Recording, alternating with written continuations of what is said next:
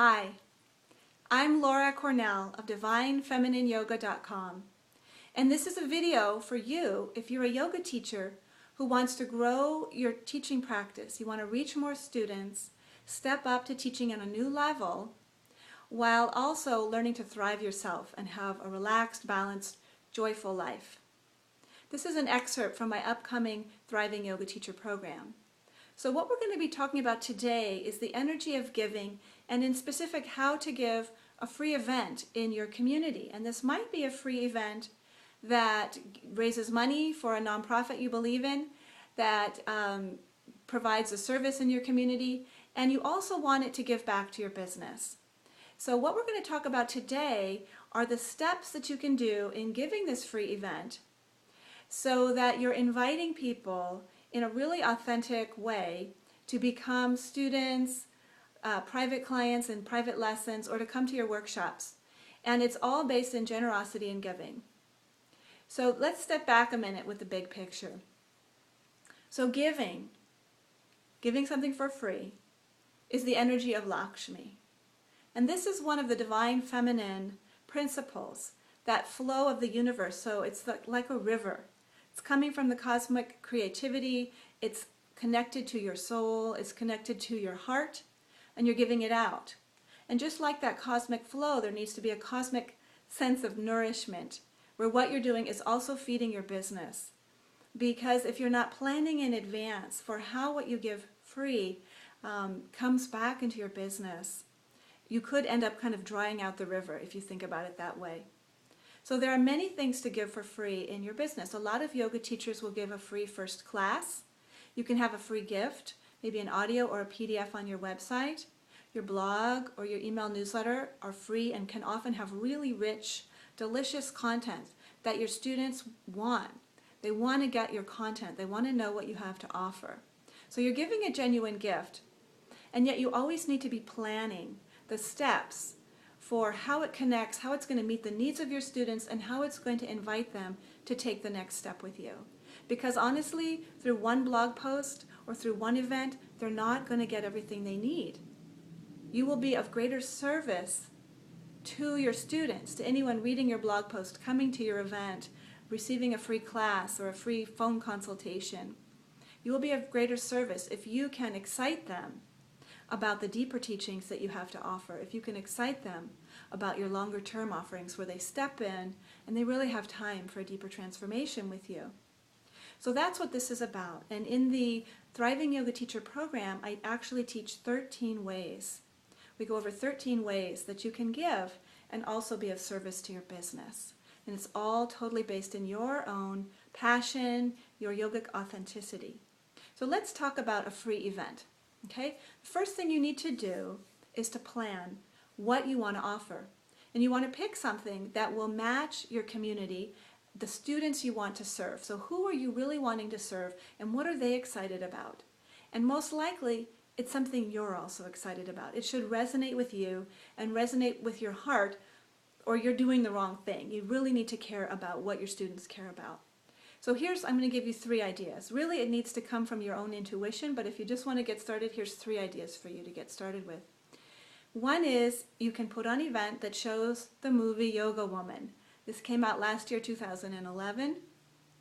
It's a great movie that highlights women in yoga. Yoga Woman is the name of the movie. It's available on the internet. Just Google it, Yoga Woman, it'll come up.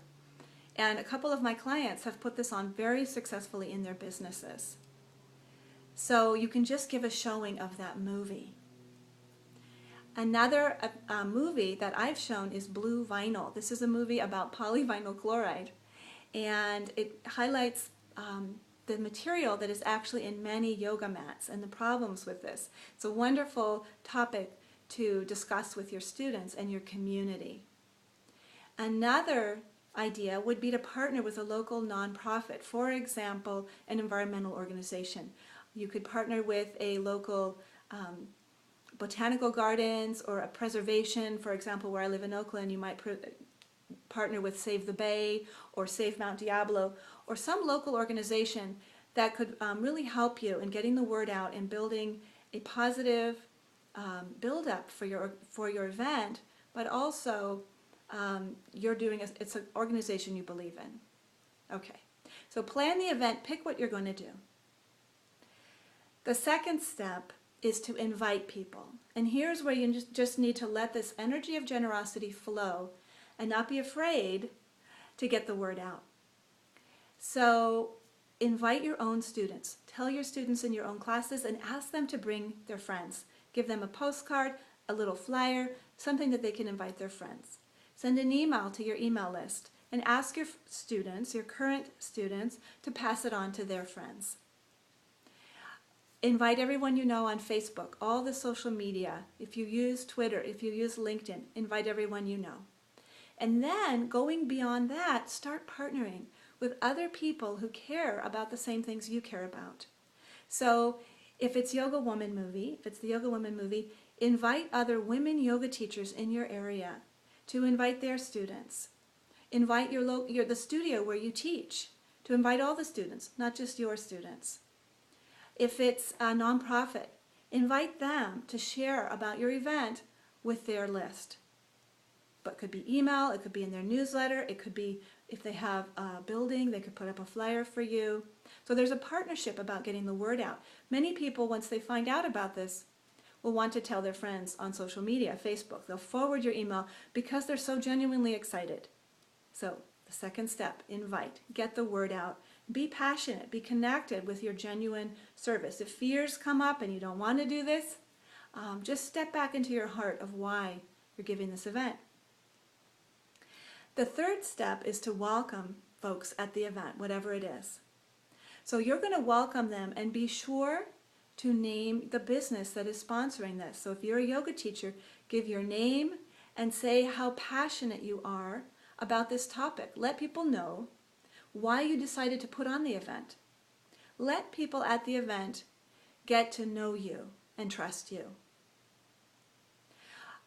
Put on the event and go through it. If you're doing the movie, show the movie and have a discussion after. If it's blue vinyl, show the movie and have a discussion. If there's a class and it's a fundraiser for an organization, go through your class and then do whatever fundraising you're doing for that organization. And next, you need to do another step of inviting. You've invited people to your event, and now you want to invite them to know more about what you're doing. And you want to do it in a way that feels comfortable for everybody. So here's some ways that you can do that. One, if you have a workshop or a retreat coming up, you can offer a free gift of one registration to that. And you can say that to the audience that you'd like to invite one person in a raffle, and that to enter the raffle, they need to give you their email address. Now, this is a free gift, and the thing about email is that anyone can unsubscribe from email at any time. Okay? So it's totally fine, and you can tell them that they're welcome to do that, and you can also say that you look forward to sharing this with them. And when you're telling them about your workshop or retreat, you get to tell the whole group about it.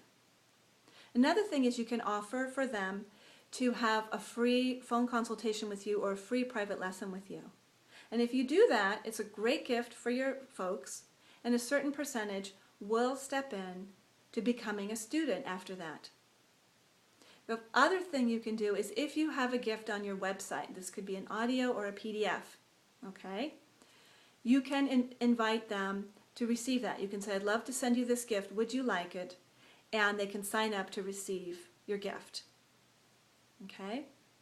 And then finally, after the event, you need to follow up. Send an email with photos of your event. You can send it to the newspaper. You can send it to all your students. You can post something in your studio. Let people know how much fun the event was. If it was partnered with a nonprofit, have the nonprofit talk about the event as well.